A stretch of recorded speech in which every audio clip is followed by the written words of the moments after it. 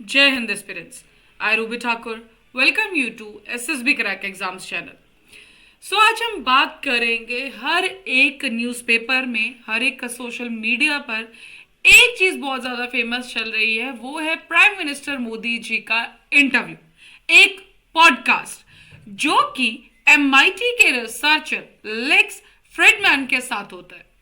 अब आज के वीडियो लेक्चर में जानेंगे कि पहले तो लेक्स फ्रिडमैन है कौन और ऐसा क्या है कि जो इनका इंटरव्यू या जो ये पॉडकास्ट था कम से कम 3 घंटे लंबा ये चला।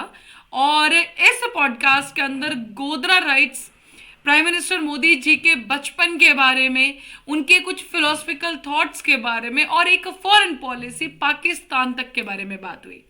तो चलिए आज के पूरे वीडियो लेक्चर में हम मेन जो टेक अवेज है इस पॉडकास्ट के उनके बारे में बात करेंगे। एक एज एन गेस्ट फीचर किए गए थे prime minister Modi ji and Lex Fridman है जिन्होंने पॉडकास्ट कंडक्ट किया था। जब ये पॉडकास्ट खत्म होता है तो लेक्स फ्रिडमैन कहते हैं कि one of the most powerful conversation रही है मेरी जिंदगी की। इसके अंदर मैं आपको एक चीज बताती हूँ कि एज अ ट्रिब्यूट और as a respect to prime minister Modi, जब लेक्स फ्रिडमैन जो है वहां पर इंटरव्यू लेने आए तो उनसे पहले 45 आवर्स की फास्टिंग पर थे वो। And the reason is because prime minister Modi ji हमेशा एडवोकेट करते हैं फास्टिंग के लिए, आयुर्वेदिक या ट्रेडिशनल प्रैक्टिसेस के लिए। तो उसी चीज को फॉलो करते हुए कम से कम 45 आवर्स, मतलब 2 दिन से ज्यादा टाइम हो गए थे, was completely in on water only that. And Fridman इतने फेमस इसलिए बिकॉज इससे पहले भी बहुत ही ज्यादा अच्छे इंपॉर्टेंट इंटरव्यू और पॉडकास्ट ये हैंडल कर चुके हैं, जैसे कि बिलियनर बिजनेसमैन एलॉन मस्क, 4 बार उनके साथ इन्होंने पॉडकास्ट किया। US president Donald Trump, president of Ukraine Zelensky के साथ, कनाडा के साइकोलॉजिस्ट ऑथर जॉर्डन, जो ये काफी फेमस लोग हैं, इन सबके साथ इन्होंने इंटरव्यू कंडक्ट किया है। चलिए आगे देखते हैं सबसे पहले कि लेक्स फ्रिडमैन है कौन। फ्रिडमैन जो है, इनका जन्म आज के समय में जो आप तजाकिस्तान देखते हैं वहां इनका जन्म हुआ था। उसके बाद इनकी फैमिली वहां से मूव होके जब ये मात्र 11 साल के थे ये यूएस आ गए थे। इनके जो फादर है, इनका नाम है Alexander, he is one of the Soviet union जो सबसे अकम्पलिश बहुत फेमस प्लाज्मा फिजिस्ट थे ये। उसके बाद जो ये इनके फादर है वो पढ़ाते हैं ड्रिक्सल यूनिवर्सिटी में, और वहीं से लेक्स फ्रिडमैन जो है वो भी अपनी अंडर ग्रेजुएशन जो है कंप्लीट करते हैं, doctoral degrees and all. 2014 to 2015 ये काम करते हैं मशीन लर्निंग रिसर्चर में एज एन इन गूगल, जो कि एक एआई की ब्रांच होती है, वी ऑल नो। उसके बाद ये रिसर्चर बन जाते हैं एमआईटी में, that is the Massachusetts institute of technology. अब ये उसके टाइम कहते हैं, मतलब इनके जो पूरा ये काम कर रहे थे मैंने वो रिसर्च है, इनका सबसे फेमस ये जो बहुत ज़्यादा डिस्कस होने वाला जो एक टॉपिक था या जो इनकी स्टडी थी, दैट वाज व्हेन जब 2019 में ये स्टडी करते हैं सेमी ऑटोमेटिक टेस्ला कार्स के बारे में। और इनकी स्टडी थी कि जो ड्राइवर्स है वो किस तरह से बिहेव करते हैं जब सेमी ऑटोमेटिक टेस्ला कार्स को वो ड्राइव करते हैं।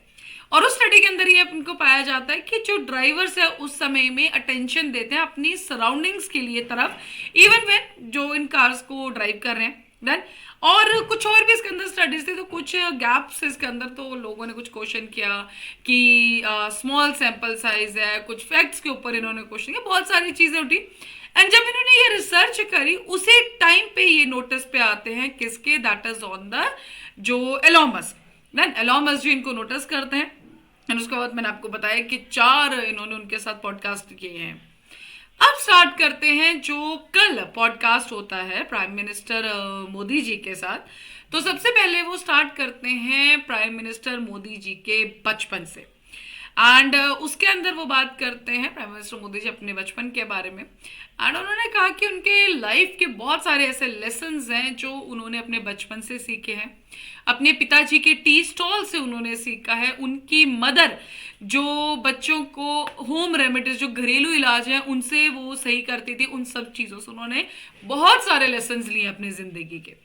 वो उसके अंदर बताते हैं कि उनकी जो जिंदगी है या जो उनका बचपन है बेसिकली बहुत ही गरीबी में, एक्सट्रीम पॉवर्टी में उन्होंने टाइम निकाला है, लेकिन फिर भी वो एज एन बर्डन उन्होंने कभी नहीं लिया। बहुत सारे चैलेंजिंग सर्कमस्टांसेस थे, बहुत कम रिसोर्सेज में जीवन यापन किया, लेकिन उस चीज का कभी भी हमारे दिमाग पे इम्पैक्ट नहीं पड़ा। ये मोदी जी कहते हैं कि जब वो स्कूल जाते थे तो उनके पास कोई शूज नहीं हुआ करते थे, एंड इसके पीछे बहुत सी कहानी है उनकी कि और जब उनके अंकल को पता लगता है कि हाँ वो विदाउट शूज स्कूल जा रहे हैं, तो वो उनको व्हाइट कलर के कैनवस शूज देते हैं। अब जब व्हाइट, वो कहते हैं कि पहले तो टेंशन थी शूज के बारे में, अब जब व्हाइट कैनवस शूज उनको मिलता तो अब कहते हैं टेंशन और बढ़ गई, और टेंशन ये हो गई थी कि अब इनको साफ कैसे रखा जाएगा।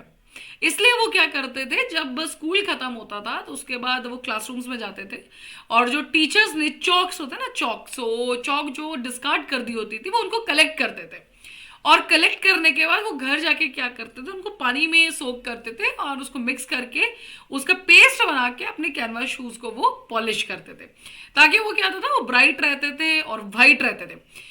उनका कहना ये था कि उनके लिए वो जो शूज थे वो एक ट्रेजर्ड पोजीशन था, एक ग्रेट वेल्थ का सिंबल था, इसलिए उसको बहुत संभाल के वो रखते थे। सो ये उन्होंने अपने चाइल्डहुड के बारे में बताया। आगे वो बात करते हैं उनके फादर के बारे में। एज एन डिसिप्लिन की अगर वो बात करें तो वो बताते हैं कि उनके जो फादर थे तो वो सुबह 4 बजे, 4 बजे या 4:30, 4:30 बजे के बीच में वो जाते थे, घर से निकलते थे, और वो इतने ज्यादा डिसिप्लिन थे कि आसपास के जो लोग हैं उनके सिर्फ कदमों की आवाज सुन के बोलते थे कि हाँ 4, 4:30 का टाइम हो गया, because he was so much discipline with his time. So ये उन्होंने कुछ बातें की अपने बचपन की। उसके बाद वो अपने दूसरे पड़ाव की बात करते हैं, वो है आरएसएस, राष्ट्रीय स्वयंसेवक संघ। वो कहते हैं कि जो पेट्रियोटिक वैल्यूज है, जो देश के प्रति उनके जितना भी थॉट है, वो सब इनको आरएसएस से मिला।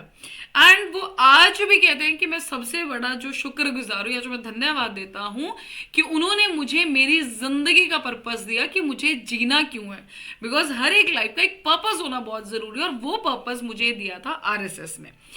मोदी जी कंपेयर करते हैं आरएसएस को लेफ्टिस्ट लेबर यूनियन से। वो कहते हैं कि जो लेफ्टिस्ट यूनियन है उनका एक वर्ड रहता है कि workers of the world unite, done, कि ये लेफ्टिस्ट यूनियन दे, लेकिन हमारा आरएसएस बोलता है कि वर्कर्स यूनाइट द वर्ल्ड, की जो सारे सेवक है वो वर्ल्ड को एक साथ लेके आते हैं। और इस तरह की जो अप्रोच है, इस तरह की जो वैल्यूज है, वो सब आरएसएस हमें देता है। और मेरे अंदर भी बहुत सारी चीजें जो देश के प्रति जितनी भी देशभक्ति है वो सब आरएसएस से मेरे अंदर आई हैं।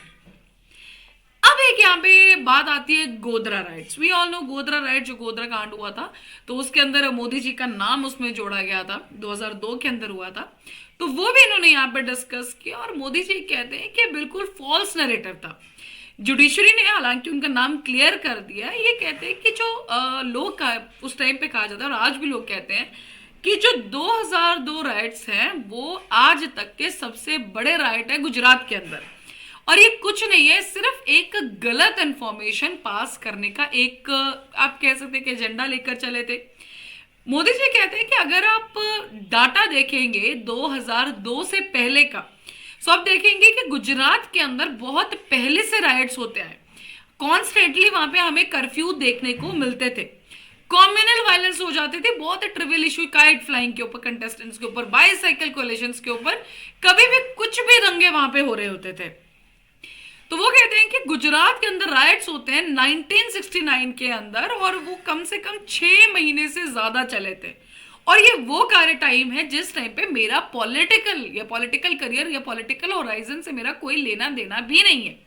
और जो गोधरा ट्रेन बर्निंग इंसिडेंट है वो तो मात्र 3 दिन हुए थे जब मैं एज एन लेजिस्लेटर इलेक्ट हुआ था गुजरात असेंबली में।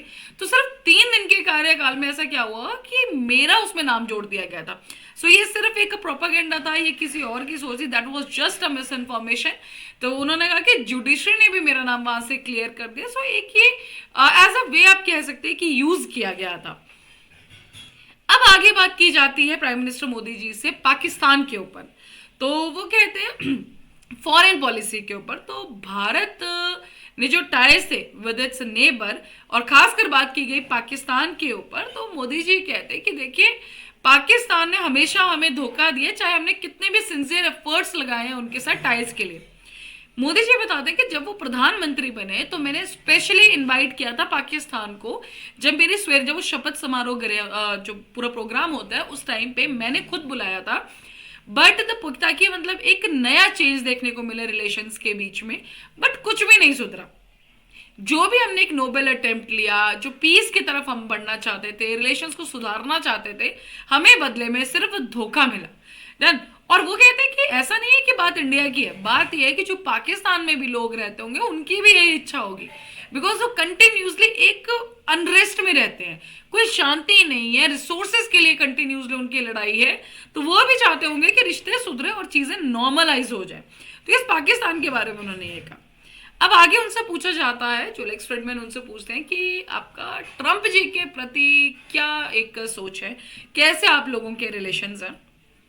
तो यहाँ पे वो कहते हैं कि देखिए, उनका और जो ट्रंप जी का जो रिलेशन है बहुत खास है, और उसका रीजन ये है कि जैसे मेरे लिए मेरा देश भारत सबसे पहले है, वैसे ही ट्रंप के लिए भी सबसे पहले उनका देश जो कि अमेरिका है वो सबसे पहले। हालांकि वो उसमें एक किस्सा कोट करते हैं कि जब प्रेसिडेंट के इलेक्शंस का वो सब टाइम कैंपेनिंग चल रही थी, उस टाइम पे उनको असेसिनेशन उनके ऊपर किया गया था। आप सबको याद है कि अटैक किया गया था।